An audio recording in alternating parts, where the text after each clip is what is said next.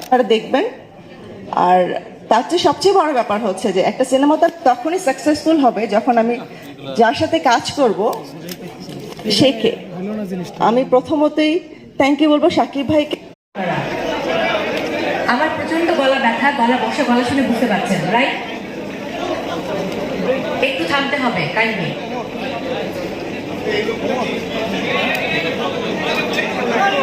Excuse me ভাই, আমাকে একটু টাইম দেন না, আমিও 12টা থেকে এসে বসে আছি। প্লিজ প্লিজ রিকোয়েস্ট করছি।